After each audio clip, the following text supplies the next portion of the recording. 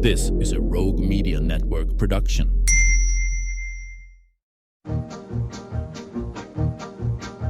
Stars at night are big and bright. Deep in the heart of Texas, the prairie skies are wide and high. Deep in the heart of Texas, deep in the heart of Texas.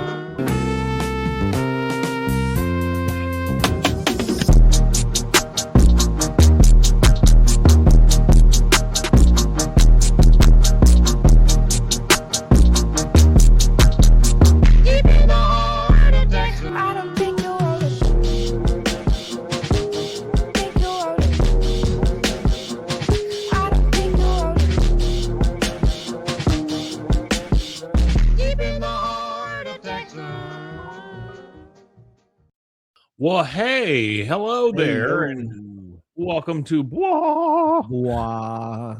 This is a King of the Hill podcast. I am Mike. And I'm still Rusty. He is still Rusty. Rusty, we're back in the saddle here. We're back to the normal grind. Season 9, episode 1, which I believe is the 170 something. Hold on. Okay. I have it pulled up here. 172nd episode, actually. We are now so we always kind of end the season close to where we start the next one. Ends up being, the date wise, ends up being way further. Oh, shoot. Season 8, episode 22 or 3, whatever the last one is. Right. We were close to the air date, like in actual real time, May whatever 19 or 2000, whatever it was. So now it's November 7th, 2004 was the air date of this episode, and this one was written by Dan Sterling and directed by Trisha Garcia. So yeah, so this one is this one's good. It's got Henry Winkler. Is it shoot, what's her name? Misery. Is she the one that plays the mom? Joanna Gleason. Oh, is that who it is? That's the one that plays Maddie Platter, and Doc Platter is played by obviously Stephen Root. Yeah. She sounded like oh shoot, what's the woman from Misery? Kathy Bates. She sounded like Kathy Bates. Yeah. Kathy Bates. Yeah, I could have sworn it was Kathy Bates. Hey, now here's one thing I noticed today whenever I was putting all this stuff together. This season is decidedly shorter than other seasons. It's only 15 episodes and rather than 22. And it says King of the Hill season 9 was limited to 15 episodes primarily because Fox ordered an abbreviated season, a common scheduling tactic at the time to save money and use the show as a stable mid-season filler. Bless you. So even here at season 9, they were starting to screw with the show here. Yeah. It says, additionally, frequent spots preemptions disrupted sports preemptions disrupted the original broadcast, and many of the leftover episodes were just absorbed into season 10. So I thought that was kind of interesting. Because season 10 is only 15 episodes too, and I didn't realize that it did that. I didn't realize that it narrowed down some of these seasons like that. I thought they were longer all the way throughout. Yeah, because yep, there's only 12 episodes in season 11. Wow. And then they go back to a full 22 for season 12. They started turning the screws on these guys early, didn't they? Yeah. All right. Well, we've got King of the Hill season 9, episode 1. There's no actual log date for this one. But it says, but it's called A Rover Runs Through It, obviously as part of A River Runs Through It. What is that, Paul Newman movie? I don't know. I don't know that movie. I think it was Paul Newman, right? With the fly fishing and in the middle of everywhere or whatever. I think that's what it was. The Hills travel to Montana, where Peggy attempts to make amends with her estranged rancher mother. Meanwhile, Hank clashes with the locals and Saratoga. Is that what it's called? What? No, never mind. Oh. And then Hank clashes with the locals and Henry Winkler, which I think is funny as hell. I love Henry Winkler in this one because he gets to play like the atypical Hollywood elite type guy. Oh, okay. I just looked up that movie. I'd never heard of that movie before. Really? Wow. Okay. Yeah, I've never heard that one. Yeah, River runs through it. Big movie. I think it won an Oscar, didn't it? I'm not sure, but It did. It was certainly in running for like Best Picture that year. It was directed by Robert Redford, so yes. and it had Brad Pitt. Yeah. That's huge good. at the time. Yeah, it was huge. Yeah, I'll check it out. I'll put that on my watch list. It's a good movie. It's a good movie. It's kind of like Cocoon or something like that. You know, it's very like grounded in normal people, if that makes sense. Yeah, absolutely. All right, so we start this one in the Hill kitchen. They are having dinner, so it's evening, and Peggy is speaking. She said, "No, Mrs. Hill, this is advanced placement Latin." And I said, "Well, then, what's Latin for my bad?" And everybody just laughed. There's something that I really like about coming in on the middle of a joke. You know, it's a great way to keep the audience on their toes because they're like, "Wait, what was that?" I don't know. It would be mea culpa would be my bad. Culpa. There you go. So the phone rings and Bobby, of course, is still laughing at the joke. He goes, "Mom, you killed me." She gets up and answers the phone. "Hello? Yes. Right. Okay. Fine then. Thank you." She hangs up and just goes back to her seat at the dinner table. And Hank's like, "Telemarketer?" She goes, "No, it's my mother." "Your mother? Wow, it's been, 20 years?" She goes, "Mm-hmm." He goes, "Well, what did she say?" "She wants us to come to the ranch this weekend." "In Montana?" "Mm-hmm." "Really? Do you think you could knock it off with all the personal questions, Hanks? All you ever do is grill me about my emotional life, pushing and prodding me to talk about my feelings. It's like living with Barbara freaking Walters." And she storms out. For those children out there who don't know who Barbara Walters is, she was a very famous interviewer and news person. 70s, very 80s. famous. Yeah. She might have been one of the first women to be as big as she was in the news industry.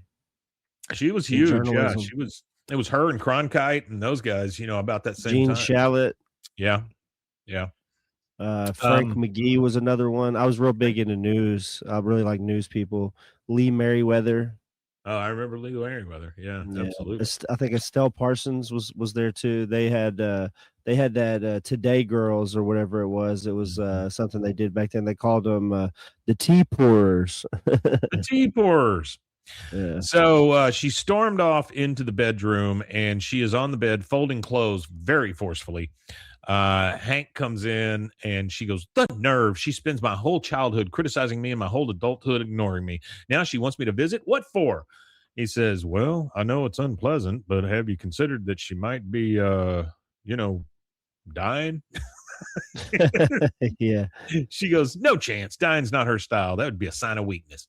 Says, "I think this not having contact with your mother thing might have a downside." She goes, "Don't be ridiculous. It's been great." She's just rough on this. He says, "I think you've allowed your imagination to run wild in your head. Your mom's become some kind of crazy evil spirit with the power of eternal life. But really, she's just an old, tired cattle rancher woman who misses her daughter and wants to make peace. That's why she called you tonight. Yep. That old cow's just looking for her calf." What a way to describe a woman. That's a way to do it. Peggy says, "My God, Hank, of course. You really are an emotional genius, aren't you? You really are my Barbara Walters." Now we transition over to the alley. You got all four guys standing there. So you got Hank, Bill, Boomhauer, and Dale. Hank, of course, is telling them about what's happening. He says, "I've been waiting 20 years for this trip. Montana. It even sounds rugged." Bill says, "I almost threw up once in Montana. I made it to Idaho." And then Dale, making it out of the car would have been the real accomplishment. So Bill threw up in a car in Idaho. Just letting you know. Hank says, "So I've already decided this is where Bobby will spend his summers. Every fall he'll come back taller and heartier and maybe just a little bit quieter." He goes, "Well, I better go pack." He goes off to pack, and the three of them are standing there. Dale turns to Boomhauer and goes, "Whoa, Boomhauer, you're taking this well." I mean, Boomhauer said nothing. He didn't move. He didn't say anything. It's great.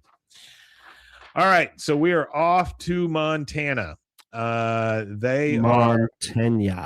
don't get to see them get on the plane. We don't get to see them get off the plane. We just see them at a big thing that says "Welcome to Montana," and you see the big mountains off in the airport. It's a very, very beautiful state.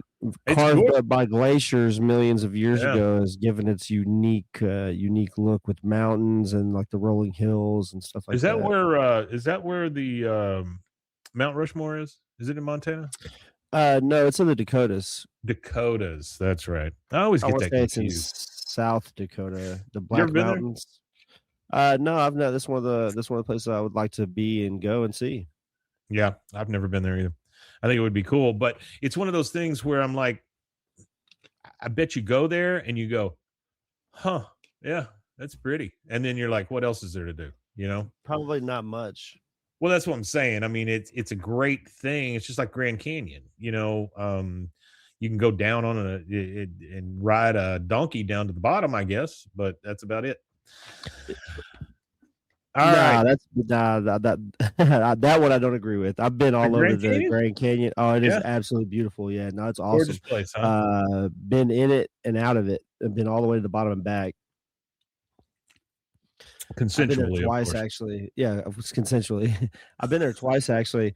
The place that I went to was we camped out on the north rim of the Grand Canyon, and then the place where we were at, there was this old cabin type thing, and it was like a gathering place. It was pretty huge, old wooden structure, and it actually sadly got burnt up in a forest fire a few years back. Yeah. That's beautiful place though. Yeah, watching the sunset, drinking hot cocoa in this old cabin with like a wood fire going. It was awesome. It was awesome. I bet that was cool. So they're at the airport and they're staring at these mountains, and Hank says, Purple Mountain's Majesty. And then Bobby's like, is there anything fun to do around here? He says, Bobby, there's nowhere more fun in all of America. He has no idea about this, but he's saying it anyway. They've got horses and tractors and people who know how to grow their own food and fix their own roofs. You want fun? You're standing in a 5-ring circus of simplicity and self-reliance. And Bobby says, uh-oh.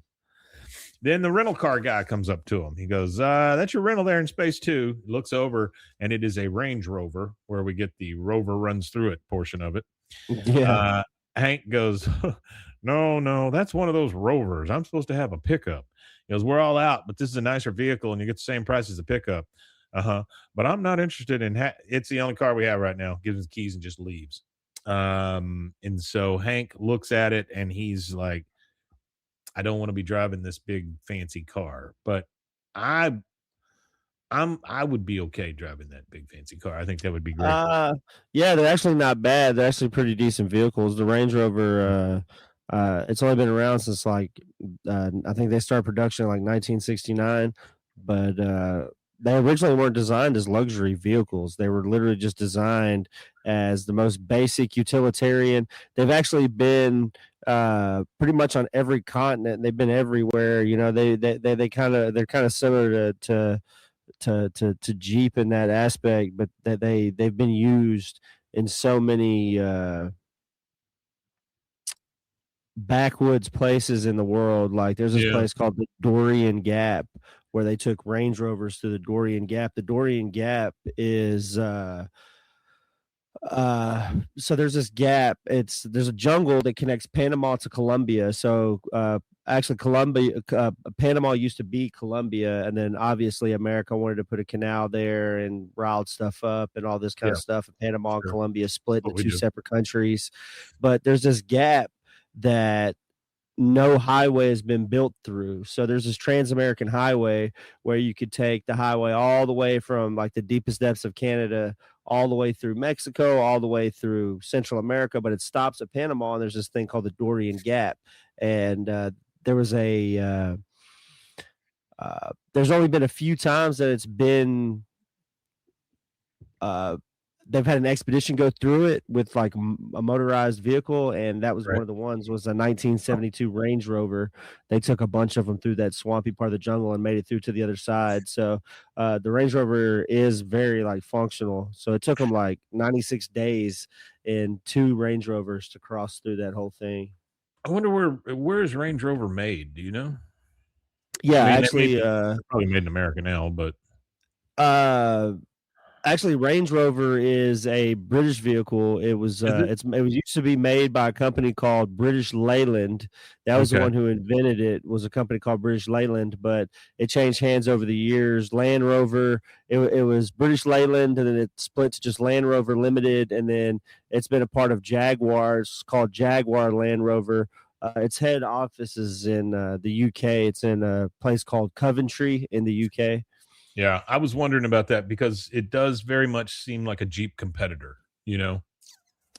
Yeah, yeah. So they have 5 facilities in the UK, and I think they have one in India. So they do a lot of the production and everything right there in England. I Yeah. imagine it's similar to how we do in the United States, where a lot of our parts are made in Mexico for our cars, and they ship them here to be assembled. So I imagine that's the same thing with India and the UK, them Yeah. having Yeah. their economic ties uh, due to colonialism or whatever. But they Just a little thing like colonialism. No big deal. yeah, so they kind of yeah, so it's a British company, owned by Okay. Jaguar. That makes sense, I guess.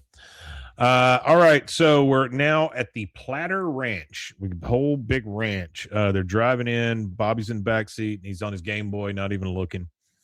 They drive in. We just hear the birds chirping and stuff. And Hank says, "This is the most beautiful god dang sight I've ever seen." Peggy says, "Oh my God, there's Mom." And you see her mom off in the distance. She is ringing the triangle because it's time to eat on the ranch. She goes, I wasn't completely sure until now, but you were right, Hank. I mean, look at her. Look at the way she moves. That is a different woman than the one I grew up with. Yes, there's a tenderness now. I can see it, Hank. Thank you for making me do this. Uh, she gets out of the Rover and runs over to her mom. She goes, "Oh, Mom." And her mom immediately is like, "What?" Just the most standoffish woman you've ever met in your life. Yeah, she's Um, pretty rough. She is a little rough, yeah. Later, they're having the communal dinner, with the like everything you've ever seen in a movie like this, where they're outside eating together on a long table. It's family style food and things like that. Yeah, yeah. Uh, Peggy says, "So, Mom, at the risk of boasting, I've become quite a little success. I won Substitute Teacher of the Year award 3 years in a row." Her mom says, "Well, how about or what was your subject? How to avoid a life of working with your hands?" I mean, Jesus, That's lady. tough. Yeah. She goes, "No, it was Spanish." She goes, "Uh-huh." And she turns to Doc, who I didn't realize that's Peggy's dad until about halfway through this thing. Yeah, I didn't Um, realize that either. Yeah. she goes, "Well, what do you think about it, Doc? You ever have use for a substitute teacher?" I do love Doc, though, and I love the way Stephen Root plays this guy Yeah, he because just says nonsensical stuff. Yeah. he plays him as the old genius cowboy, that tells the stories around the campfire and Yeah, stuff just like looks that. off in the distance with some Yeah, it's like a some cigarette commercial or something, yeah, like some quip or something that means literally nothing to It anybody. means nothing. He goes, Yeah. "Well, I suppose I can't tell you much that them mountains can't tell you better." Well, that means nothing, Doc. That means absolutely nothing. Yeah, what does that even mean? Bobby looks at Hank and goes, "What's Grandpa talking about? It didn't make any sense." Hank says, "That's talk of an old cowboy, son. You'll see someday it's the only kind of talk that does make sense." No, you won't, Bobby, but all right. Later, they're going to bed. Peggy is still pissed. All three are staying in one room, by the way. So there's different places for each one of them to sleep. She goes, "She's just as cold and mean and critical as she ever was. Oh, this is so hard, Hank. You can never let me become my mother. Bobby, from this day forward, I will coddle you." He goes, "All right." He's all for being coddled. Yeah, he is. All right. Next morning, Hank goes out to talk to the cowboys who are already out there working with the cows. And I didn't understand why Hank has a red snap pearl shirt. because boy, does he stand out amongst these guys. Yeah, I don't know what he's trying there. Yeah. So he goes out, morning, fellas. Thought I'd give you guys a hand today. He goes, if you like, are you sure you wouldn't rather just polish your Rover or something? He goes, oh, believe me, I didn't want it. I asked for a pickup, but that was all they had. Whatever you say, Hollywood. He goes, it's the first little dig they have at him. Yeah. He goes, so what are we doing today? He goes, he's got the lump jaw, got to drain the abscess. And you see a guy poke a scalpel into a big lump on this cow's head. And it starts, the pus just starts. That's actually a out. thing. So lump jaw is a bacterial infection called actinomycosis. Okay. So so it's just like a bacteria in the jawbone or something like that, and causes a lumpy jaw. Well, you got that big it can abscess. happen to cattle too. Yeah. Yeah, it's known to be in cattle, alpacas, mostly in grazing animals. So he sticks a scalpel in there, and that pus just starts spewing out, right? And all you hear is, we're going to need another bucket. And Hank's like, it gets to Hank real quickly. Hank comes across as kind of a city boy in this thing. Yeah, he does. Now he really is. He doesn't realize how country he's not. He's American. That's I feel like that I feel like that country thing could be misconstrued sometimes, because there's country and then there's like farmers and people that really like rear cows and stuff like that. So there's there's the culture of dressing and lingo and what you might purchase or something like that, but there's only a really like select few of those people who are actually doing this kind of stuff. Because I know country people, like my dad's pretty country, but going out there and cutting the abscess in a cow's jaw, my dad probably wouldn't be doing that thing. Yeah. Hey, by the way, I want to say, hey, Jamie Batista and Super Adsky, thanks for being here, guys. We appreciate it. Okay, so Peggy is walking along the side of her mom, who is on a horse. She goes, Mom, I know that you have some real talking to do. She goes, see that cow over there? And Peggy says, she's calving. She goes, it's coming out backwards. And she takes off on her horse. And next thing we see is both of them are in the barn around this cow. And she goes, tie her head to the wall. Keep her still. Peggy says, I'm on it. She goes, and hold my wedding ring. All right, I got to get the chains on. She goes, get back here and help me pull. 1, 2, 3. And they pull out the calf, right? So you've seen this in a lot of movies. You've seen this in a lot of TV shows and stuff. Whenever there's a problem or a cow is coming out sideways or whatever, they do have to get in there and actually pull it out with a chain. Yeah, for sure. That. And so they pull out the calf and you hear, he's out. And then Peggy says, oh, well, you look at that. It's been a long time since I've seen that sight. Her mom says, I see it hundreds of times a year and it never stops amazing me. She goes, can you believe it's been 20 years and I still calved a breech without missing a beat? Her mother says, that's because you did what I told you. If you'd been out on the range by yourself, that calf would still be in there. I mean, her mother does not have a good thing to say at all. Yeah, she seems like a very negative human being. She goes, you ruined my childhood, Peggy said to her. She goes, oh, it's all about you, isn't it? Why don't you ever do one damn thing I asked you to? Why didn't you marry that boy from across the road? Peggy goes, Finn Grammersdorf, the alfalfa farmer's son. I just love that name, by the way. Yeah. She goes, her mom says, he was a decent man from good stock. Peggy says, well, I did not have feelings for him, Mom. Her mom says, no one asked you to. We were trying to run a ranch, not a feelings factory. If you'd married Sven, we'd be doing all right. But you ran away, and now we're all paying for it. Peggy says, what are you talking about? She goes, I invited you here so you could take a last look at your childhood home. We're losing the ranch. She goes, what? You're losing the ranch? Well, I don't know what to say. She says, well, how about sorry? It's all your fault. You and people like Henry Winkler, just out of the blue, you and people like Henry Winkler. And then she rides off, and Henry Winkler rides up on a horse, and she goes, Henry Winkler? He goes, howdy.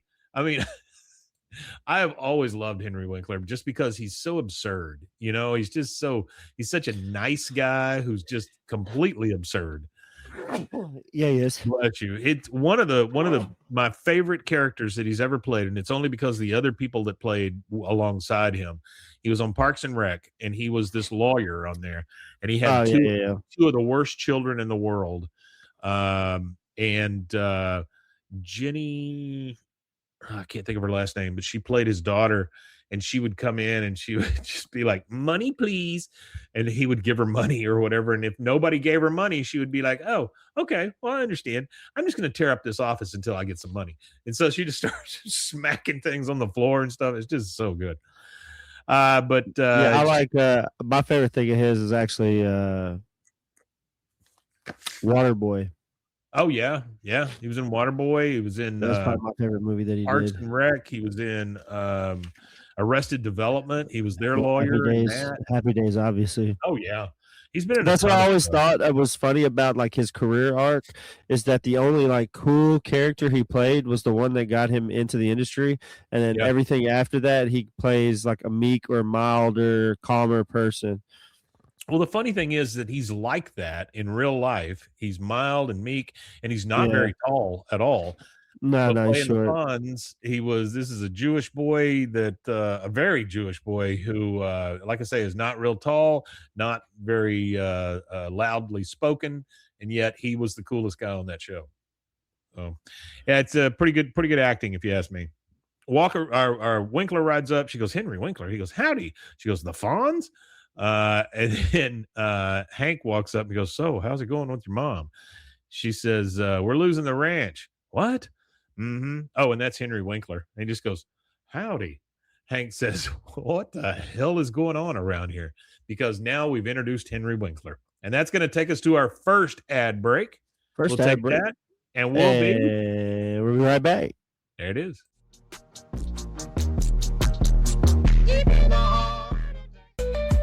Join the Daily High Club, the premier destination for glass, water pipes, vaporizers, and accessories. Since 2015, we've sold over 1 million quality products and teamed up with legends like Snoop Dogg and Tommy Chong. Ready to elevate your smoking game? Visit dailyhighclub.com for our El Primo subscription box or shop unique pieces today.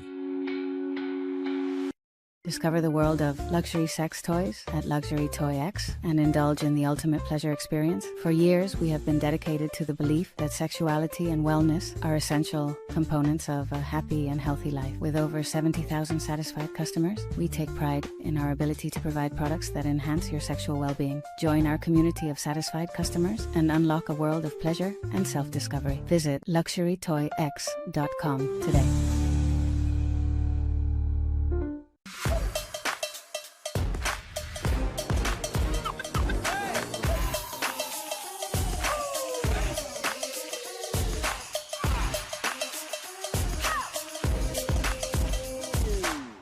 Apollo Neuro is a new kind of wearable that helps your body recover from stress, that helps you calm down and feel better. You sleep better, and you can get back to being yourself. Learn more at apolloneuro.com. I'm Hunter, the founder of Hello Cake, and today we're digging into ED meds. The number one thing we hear is that guys are sick of waiting for ED meds to kick in. Traditional ED meds take about an hour to kick in as they have to go through your digestive system, where Hello Cake's ED medication dissolves under your tongue and works in about 15 minutes. That's about 3 times faster than traditional ED medication. Curious about ED meds? Go to hellocake.com. Relax with Hemp Delicious. Organically grown hemp, massively blended with delicious organic herbs, responsibly sourced for their holistic benefits. Each sip offers calming, antioxidant-rich wellness. Brewed just for you. Sip the calm with Hemp Delicious. Find your blend at hempdelicious.com. Baby girl, were you staring at me? You know that's not convincing, right? Try again. Well, you shouldn't just be staring then. You should taste. I'd miss your presence, your laughter.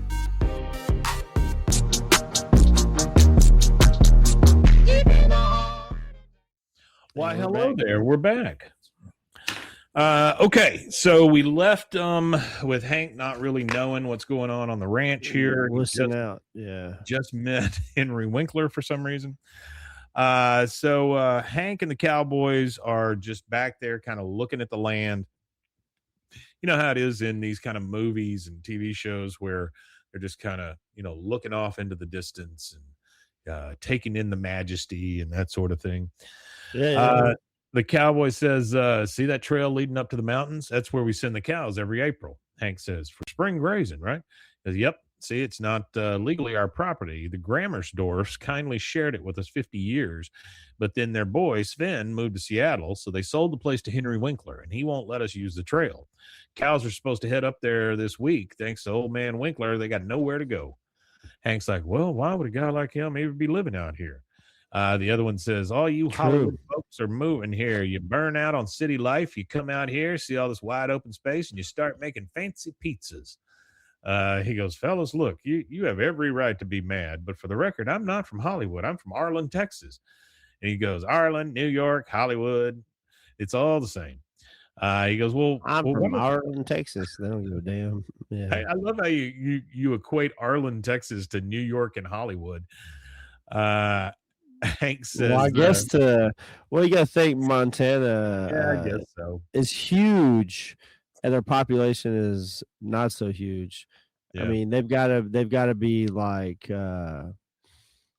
I think total land mass here, it says it's 145,550 square miles of land, and their population is only 1.1 million. Wow.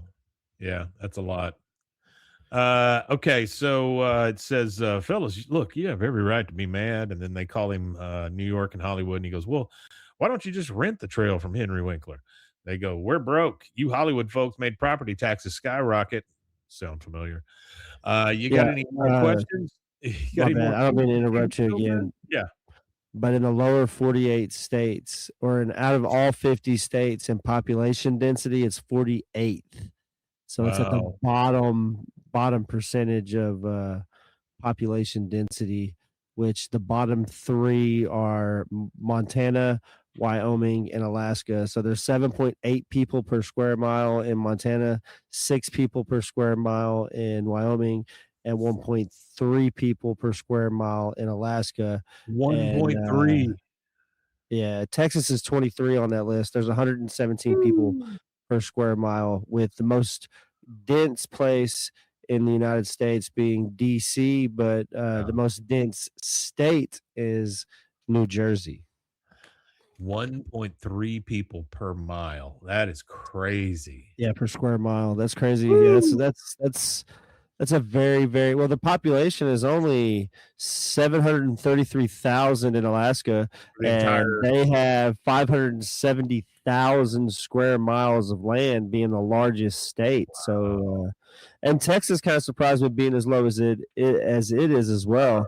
Yeah. But it's still it's 117 people per square mile here in Texas. I wonder when that was when that survey's from. It's just the basic information you can find on Wikipedia, so it could be a few years old. Yeah.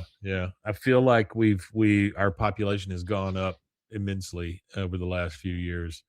Oh yeah, for sure. And Austin just became a million people city, and I think it's now the 14th largest city in the United States. Wow. Yeah, I saw the other day that the guy that bought the 12th largest city. The guy that bought Trailblazers in Portland, he's talking about moving, and one of the places he's talking about is Austin. Oh wow! So, which would be a terrible idea, but all right. So he goes, "Why don't you do it?" He goes, "Dang it, I'm not Steven Spielberg." And the guy goes, "Well, I respectfully disagree." Well, I don't know how you can just disagree that somebody's Spielberg or not, but okay. Yeah. All right, so we're back at the barn. We're with Peggy, and Hank is talking to her, and he goes, and then he told me you can't even buy groceries in town anymore. It's all been taken over by gourmet restaurants and day spas. She goes, well, yeah, it's progress, I guess. He goes, what do you mean? Aren't you upset by all this? I cannot wait to wave a last goodbye to this place. He goes, what about this saddle? And then we look at the saddle, and it's got her name stitched on it and everything. He goes, are you telling me this doesn't bring back any good memories? She goes, of course. It reminds me of Missoula, my old gelding horse. Mom made me castrate him myself. Hank just like, oh, okay. Whoa. Bobby is out walking around, and this is one of the only times I can think of that a character is not speaking out loud, but we hear his internal monologue. You know, he's just thinking, and we hear it. Oh, yeah, for sure. He's walking around playing his Game Boy, and there's just this beautiful countryside all around him and everything. And he goes, man, this place is boring. Nothing happens here. I'm going to try to sleep for 2 days straight. Hope this battery lasts all weekend. And then he sees a horse, and he's like, oh, hello. And he goes back to his Game Boy. The horse sticks his snout right up over the Game Boy. He goes, oh, you want some candy? Well, I don't blame you. I've had hay. Like, when did Bobby eat hay? But okay. Yeah, I'm not sure. So Bobby has been contacted by nature now. Now Hank approaches Doc, who is obviously Peggy's dad, and he's working on something. He goes, Doc, I heard about what's happening, and it breaks my heart. He goes, well, I never could figure out what the sky was thinking, but the soil, she don't keep too many secrets. Again, no idea, Doc. That just makes no sense. He goes, I will never forget you, Doc Platter. Dang it, I'm not going to let this happen. So he gets in his Land Rover and drives over to Henry Winkler's house, which is a crazy-ass phrase when you think about Hank Hill. But he walks up to his door, and Winkler comes out, and he goes, well, hi there. I don't know you, but I'd absolutely love that to change. He goes, I'm Henry. He goes, Hank Hill. I'm just up the road, and I thought I'd come by for a friendly visit. He goes, Hank, I love that. This is so the West. I wish the whole world would stop by for a friendly visit. And Hank just goes, oh, God. Because he knows he's dealing with Stick Boy. He's dealing with coastal elites. He's dealing with all those people that he has such a hard time with. But he's doing it for his wife. He's doing it for the ranch. So they go out to the balcony, and they're both sitting there talking and looking at the majesty of the mountains. And he goes, Henry, the reason I'm here, he goes, oh, shh, don't you love how peaceful it is out here? You know, back in LA, my brain, it just gets muddy. The agents, the lawyers, the paparazzi, they walk into my skull and they get dirt in there. You know what I mean? He goes, well, I'm not sure. That's why I fish. He goes, well, hey, I fish too. He goes, then you understand. You know, I always say that fishing is like a washing machine for your brain. It's so deliciously zen. He goes, I think I might do a little bit different fishing. He goes, oh, you know what? Hold on for a second. I can explain this so much better. He gets up and he turns on some jazz. It's very loud. Hank kind of winces at that. And he goes, Thelonious Monk. He goes, Thelonious Monk. He must have fished. I'm not sure that he fished. Then a waiter comes out with martinis, and Hank's like, what the? He goes, I mean, look at that bluff right there. Perfect for squares. He goes, squares? The Hollywood squares. I'm the executive producer. Can you imagine Kathy Lee, Joan, and Melissa, and Dom in the giant squares gazing out at all this majesty? And all this majesty is gazing right back at them. He goes, well, that's actually the sort of land use issue that I'd like to discuss. See, the reason Hank, you know, you and I are artists. It's our job to bring humanity and nature closer together. He goes, look, I'm not an artist. I'm not from Hollywood. I'm from Arlen, Texas. He goes, oh, my God, I adore Austin. And Hank's like, Arlen. Like, he gets a little upset there at the end because he's just trying to tell this guy, you got to let these guys through. And yet he won't really let him get a word in edgewise. And Arlen is not the same as Austin. That is an insult to Hank, honestly. All right. So Peggy is she's looking for Bobby, and she goes out by Doc, and she goes, Dad, have you seen Bobby? And that is the first time I realized that was her father. You know? Oh, yeah. When she said that. And he goes, well, the way I figure it, the grass on the prairie. Oh, there he is. Like he started into one of those long-winded things, and she's just like, oh, there he is. Bye. He is over there brushing a horse. And she comes up to him. He goes, hey, Mom, this is Tennessee. She goes, yeah, it's nice. Look, Bobby, we've got to pack up and get out of here. He goes, oh, okay. Well, I guess I'll be seeing you, talking to the horse. She goes, do you clean his hooves? She goes, because she kind of sees how sad Bobby was now that he's connected with this animal. And she goes, do you clean his hooves? He goes, that's one of the most important parts of grooming a horse. He goes, oh, okay. Well, I guess next time. And she kind of looks at him. And then we transition to where next time. Yeah, like, I forgot it this time. We'll just, we'll do it next time. She's put the saddle on the horse, the Peggy saddle, and she wants Bobby to get up on the horse because she wants him to experience riding a horse. And she goes, are you sure? Bobby says, you sure he won't mind? She goes, honey, he weighs 1,000 pounds.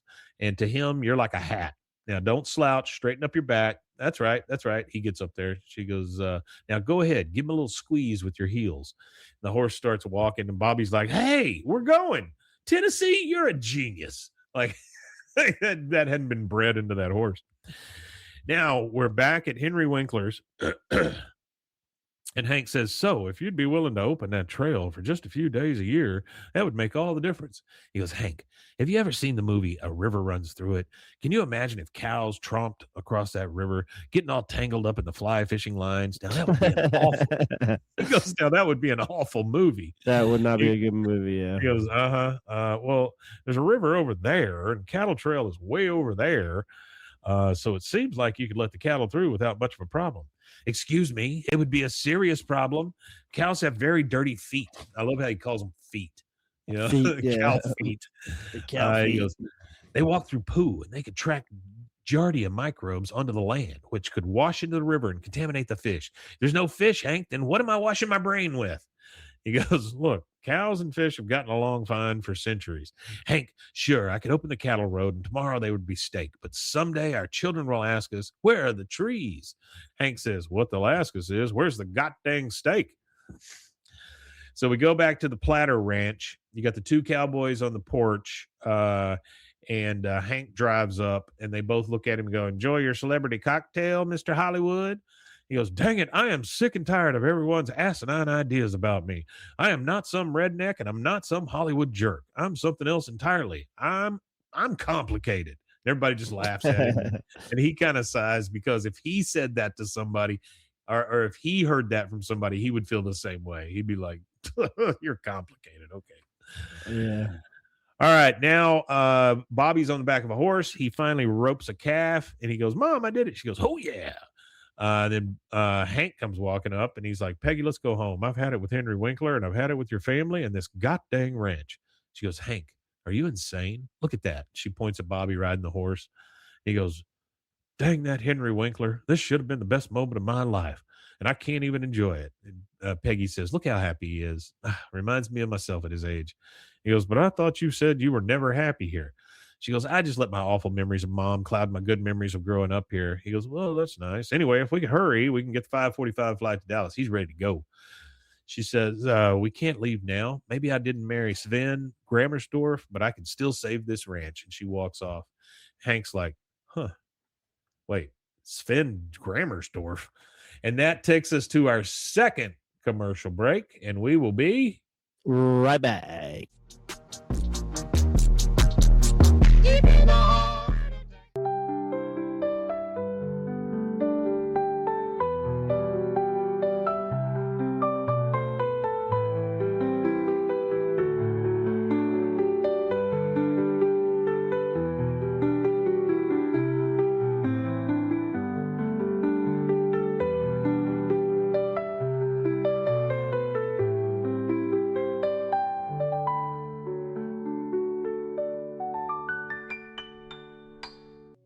Farmhounds offers natural treats and chews made with quality products that support family farms, regenerative agriculture, and humane farming practices.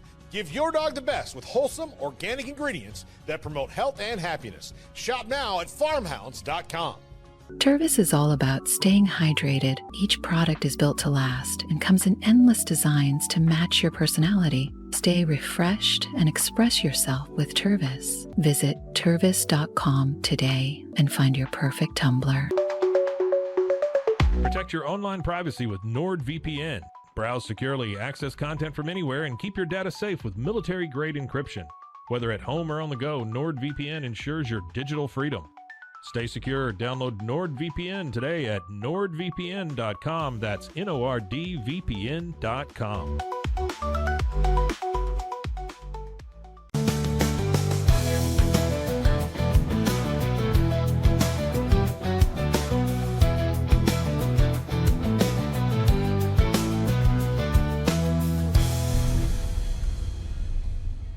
Looking for tickets to the hottest shows, games, and events? Ticket Liquidator is your one-stop shop for great prices, no hassles, and guaranteed tickets. Since 2003, we've been connecting buyers and sellers, providing access to sold-out events at prices lower than most secondary market options. Whether it's sports, theater, or concerts, our massive nationwide network ensures you get the tickets you want, guaranteed. For the best seats at the biggest events, start with Ticket Liquidator today at ticketliquidator.com. That's TICKETLIQUIDATOR.com. Ticket Liquidator.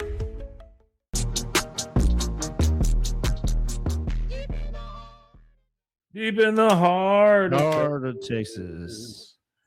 Yeah, that is boy, that thing is hard to get out of my head once I hear it. Yeah, all right, it's nighttime. We're at the cabin with the cowboys, and Peggy says, "What about our neighbors to the east? Don't they have an old cattle trail?" One of the cowboys says, "You mean the Fondas?" And then Hank says, "Hey, there's that old white-haired fella just up the north. Looked like he'd spent some years working outdoors. Has he got a trail?" The other guy goes, "Larry David, good luck." He goes, "God dang it." He goes, "Forget it, Peggy. This place ain't about agriculture anymore. The Hollywood folks changed the landscape and they changed the laws." She gets an idea. It's funny that they talk about this then, because that's what Montana's become. Really, is a it's got a lot of from what I understand. I was watching some YouTube documentary about it where this guy was out in Montana where these old homesteads were being sold off and sectioned into 2 or 3 acre lots and turned into new homes. It's too bad, honestly. Yeah. All right, so it says, "Forget it, Peggy. This place ain't about agriculture anymore."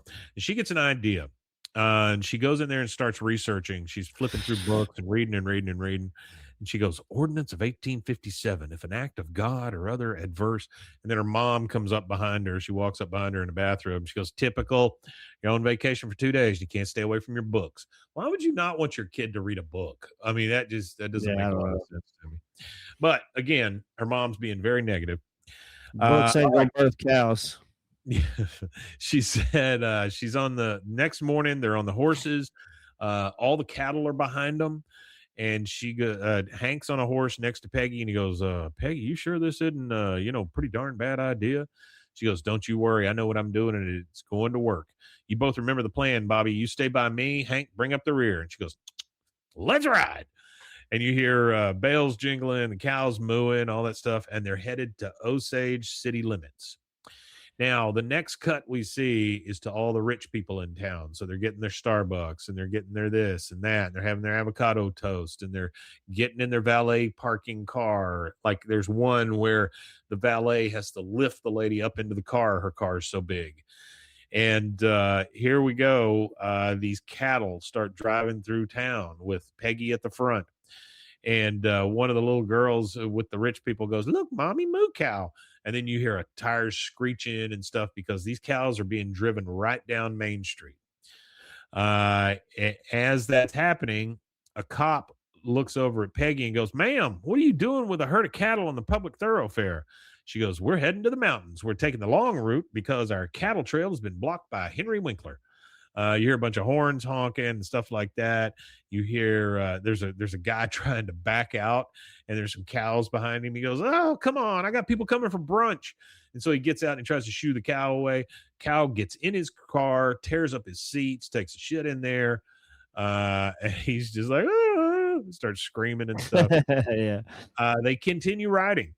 And the cop has to catch up on foot next to Peggy on her horse. And he goes, "Ma'am, I'm sorry you're having a dispute with your neighbors, but you can't take it out on the town. These folks are just trying to enjoy their vacation." Peggy says, "Well, then, here's some vacation reading for them. Article 32C from the Osage County Charter. Should a dedicated cattle road become impassable, Main Street can serve as a temporary pass until such time as the road reopens." He goes, "This law was made up more than 100 years ago. It doesn't have any meaning now."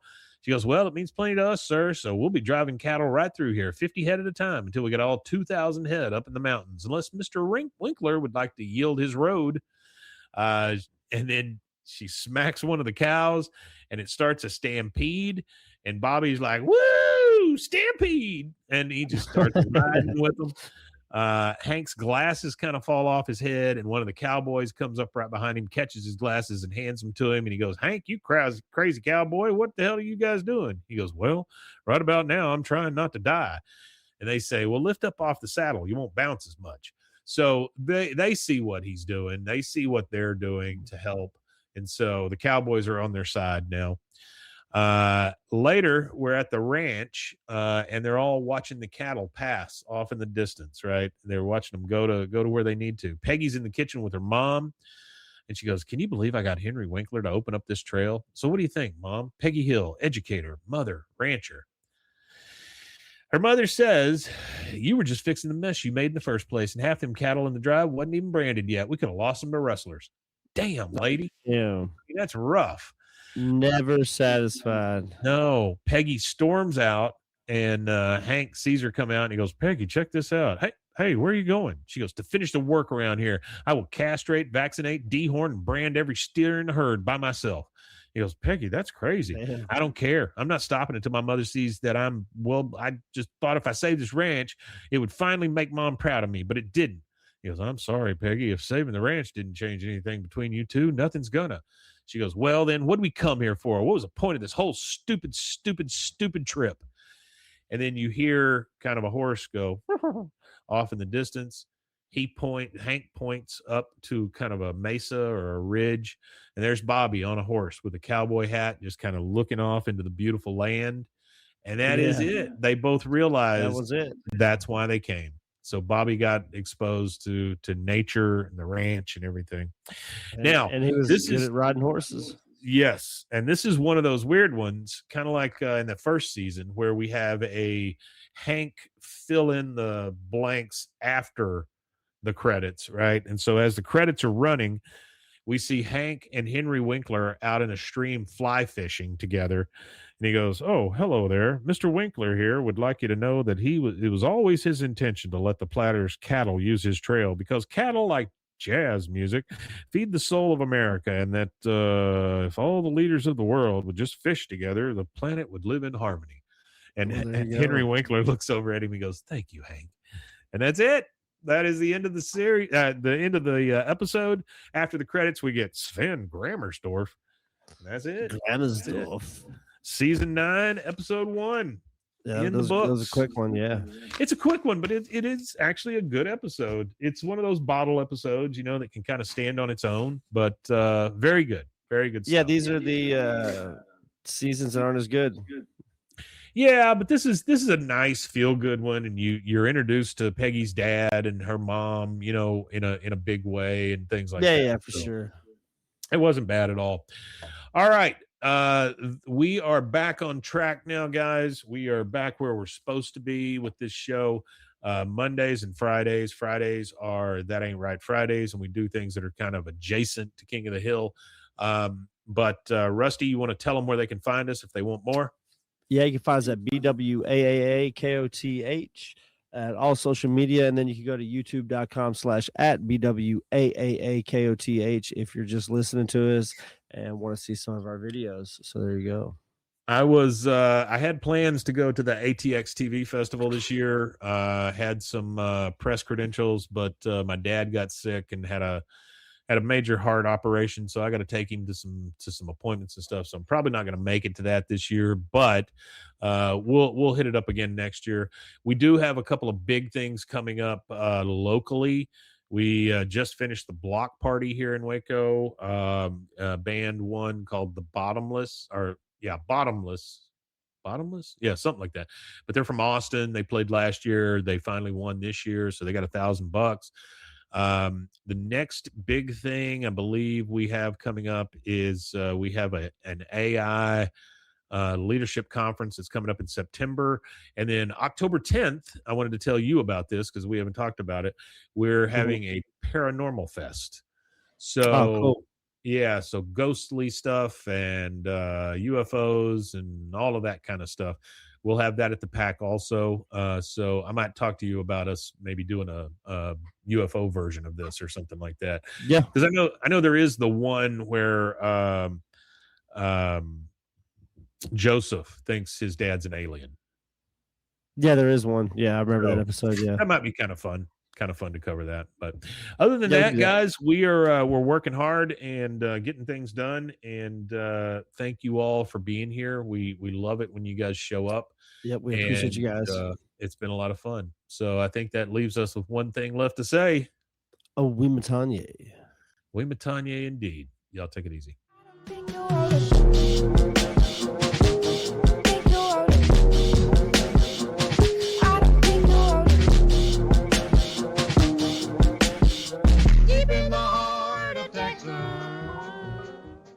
This has been a Rogue Media Network production.